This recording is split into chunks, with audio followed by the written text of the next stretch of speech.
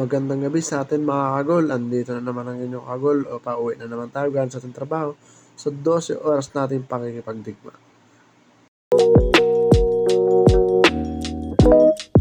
At dahil malalayo pa ating lalakbayin, magmanyo lang tayo, takbong pogi lang mga kabady.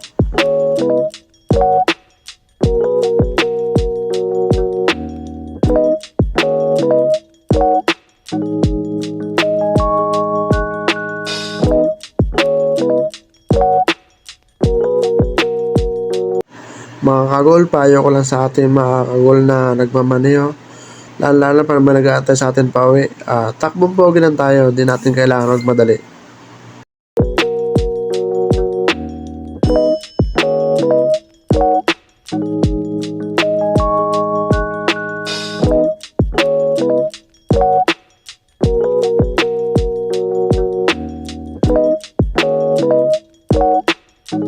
Mga kagol, pagpasensyahan mo na pala, pag medyo maalog yung camera natin dahil sa ngayon wala pa tayong budget para pambili ng magandang camera. Pag tayo nakakalugluwag mga kagol, huwag kayong mag-alala, para sa inyo to.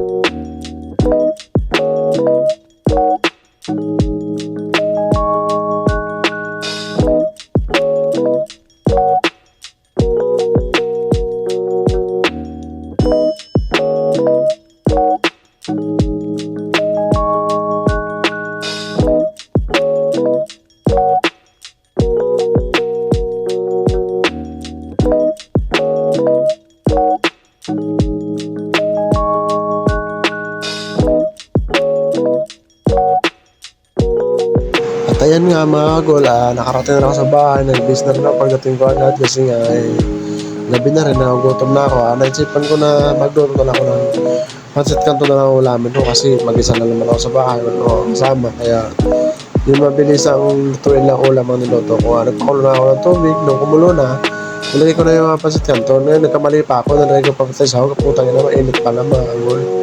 Kaya yun, medyo na pahila yung kamay ko. At unti-unti yung nilagay lahat. 2 piraso nga yan, yung malalaking pancit canton nga yan mga kagol.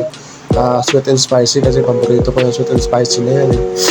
At yun nga, inantay ko lang siya na minikos-mikos ko lang para mahalo lahat.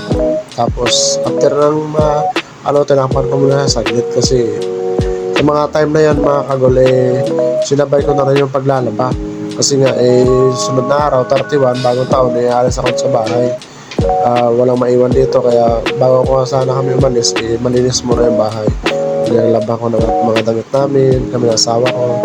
Ang asawa ko noon, uniform na nilaban niya. Pero kung tinignan yung labahin ko, binalikan ko naman ng chat, malambot na, kaya inalo-halo ko na lang para pareho yung luto. Ayun, napaso pa nga ako, mainit nga pala. Akala ko hindi mainit. At yun nga pinatay ko na kasi luto na. Mahirap ang paglamog, pangit na kainin. Kaya tinanggalan ko na siya ng tubig. Binuhos ko lang, tinakpan ko muna siya, tapos binuhos ko lang sa lababo yung tubig mga kagol. Ayan, unti-unti siyang binuhos. Hanggang sa na maubos, masain. Kasi baka maiwan pa, magiging noodles na yan. Hindi na yan pancit canton mga kagol, diba? Tapos na maubos na nga yung tubig niyan, sinali ko na rin yan. Pero matagal maubos kasi kunti lang yung bukas, tapos napakainit pa. Ang hirap hawakan mga kagol. Tapos wala pa akong sapi na maayos, kaya ayun. Pagkatapos nga yan, nilagay ko sa lutuan, tapos pinalikan ko muna yung labahin ko, tinignan ko muna kung kasi okay na yung washer na matay. After nga yan, binalikan ko ulit yung niluluto kong pancit canton, tapos binuhos ko na dyan sa pinggan. Tinan nyo mga kagol, lumusok-usok pa yan. Tandaan kasi baka matapon, diba? Lumusok-usok pa, napakasarap ng pancit canton. Sweet and spicy, baka naman. Ayan lumusok-usok pa. Pero nga yan, hinalo ko na rin yung mga sahog niya, diba? Mantika tsaka toyo. Halo-halo ko na rin yan. Sinalo ko na yan dyan lahat para halo-haloin na lahat. Bigos-bigos lang yan, mamaya kakakain mo. Binuhat ko na, binupit. Mahirap nga yun mahirap langatin yan, napakainit nga, nausok-usok pa talagang yan alam mo, napakainit kasi yan.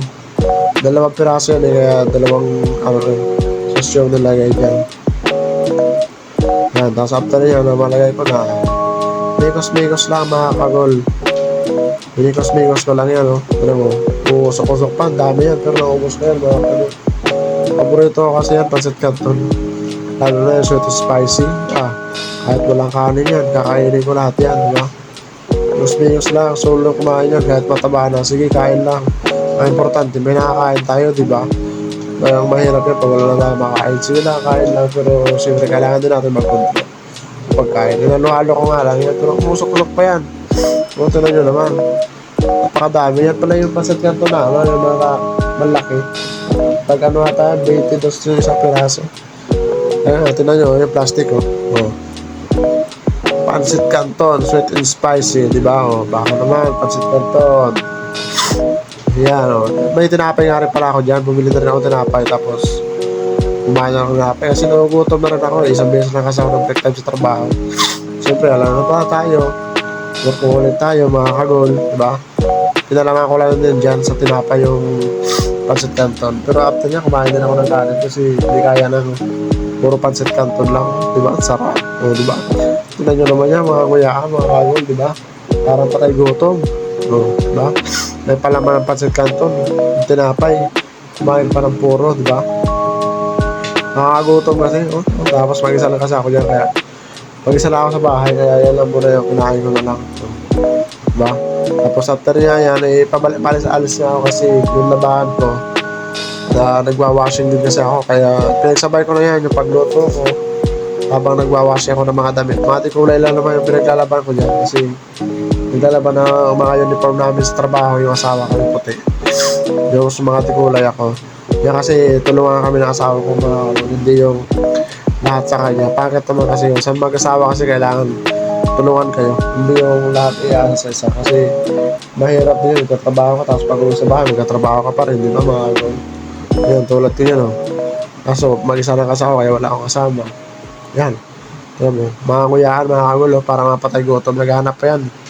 Ano pa makakain, diba? Sama pa ng tingin sa camera yan, mga kagol. Hanggang dito na lang tayo, mga kagol. Maraming salamat sa inyo panonood. Bye-bye!